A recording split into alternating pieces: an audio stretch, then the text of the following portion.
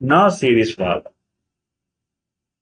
A particle of mass m is thrown vertically up with a speed u.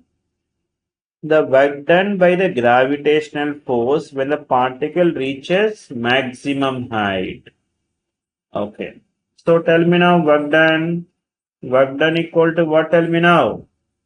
Work done which is equal to change in kinetic energy. This work done by the gravitational force we need to find. So that is equal to what? Tell me the kinetic energy of mv squared minus of mu square. So it is reaches to highest point. Highest point velocity 0. At the highest point velocity 0. So this term will become 0 na. Final velocity. So work done by the gravitational force which is equal to minus 1 by 2 mu square. Why this negative now? Obviously gravitational force is downward na.